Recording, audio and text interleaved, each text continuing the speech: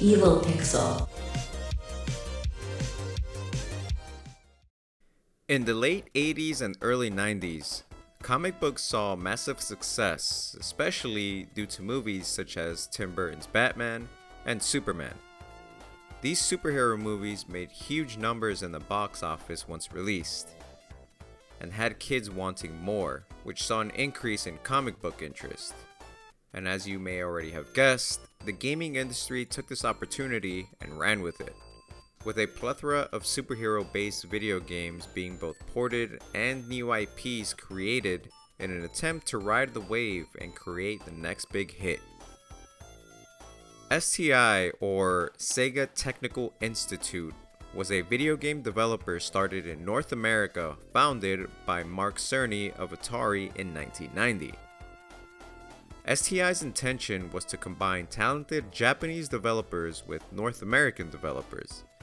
As a result, STI developed several games for the Sega Genesis, including the critically acclaimed Sonic the Hedgehog 2, Sonic the Hedgehog 3, Sonic & Knuckles, Sonic Spinball, and Comix Zone, to name a few.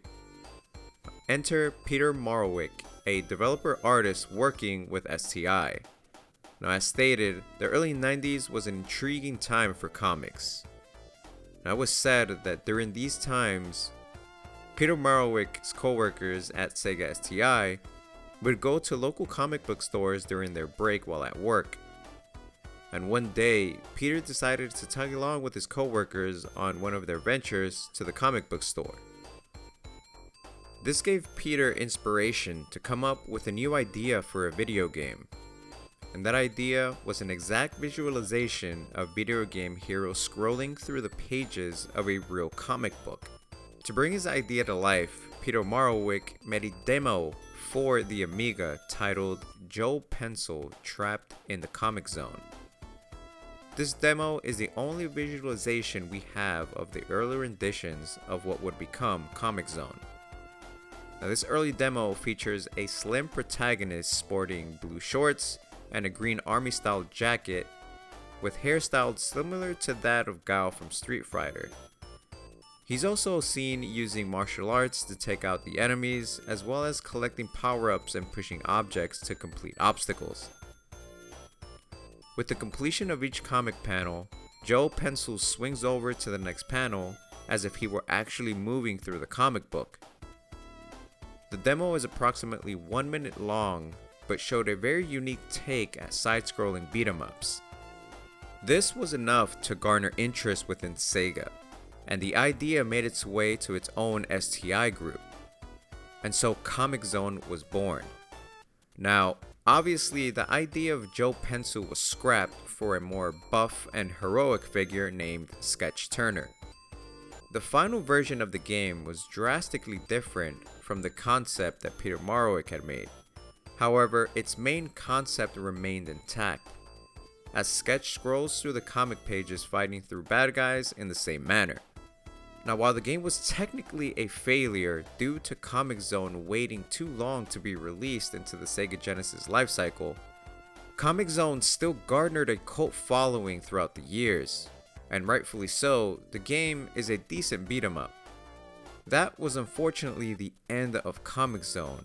As the years passed and gaming consoles came and went, no follow-up to Comix Zone was seen or heard of, until April of 2007, when the awesome people of Sega 16 were able to secure an interview with Peter Marwick himself. Now, during this interview, Peter was asked by Sega 16 staff the following. Roger Hector mentioned that a sequel to Comix Zone was planned, but the team, quote, broke away from Sega. Was he referring to the STI split so that part of the group could work on the Saturn? To which Peter answered, quote, probably. Comix Zone hadn't performed as well as we all hoped. The PlayStation 1 stole our thunder, and Sega was focused on launching the Sega Saturn. Adrian Howard, the composer, and I decided to move to LA and develop games for Sega as an independent studio. However, Roger and Shinobu, Sega of America's VP, convinced us to stay with Sega and help us establish a satellite STI office in Burbank, where we were tasked with producing a Sonic game for the Saturn, not to be confused with Sonic Extreme. We created some interesting technology and designs, but ultimately, Yuji Naka didn't approve, so that was it. During that time, I also created some concepts for a 3D based Comix Zone, but nothing ever came of it. Now, another interview was held with Peter and the people of the now defunct soniccult.org site, where Peter was asked, quote, "The final ending sequence, in a way, seemed to hint at a sequel." The quote of the game was, "They all lived happily together until ... Was one ever planned?" To where Peter replied, quote, "There were no concrete plans at that time, but we left it open for that possibility.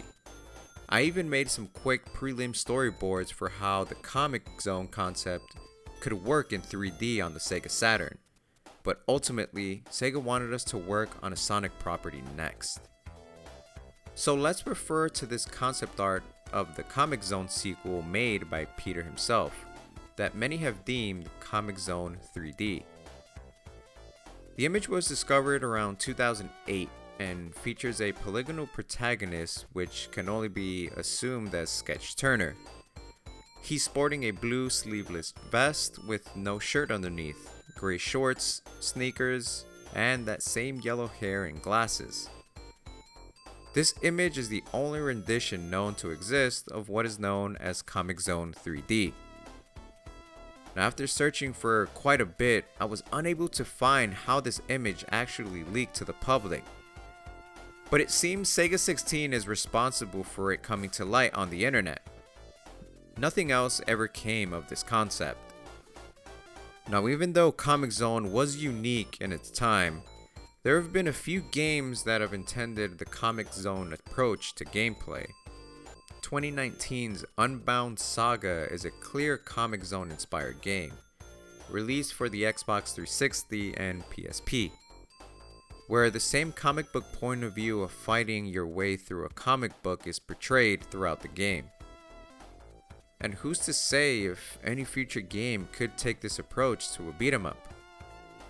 But unfortunately, what we do have is confirmation that this is about as far as the sequel to Comix Zone ever made it. So I wouldn't be so hopeful to seeing any videos or more artwork.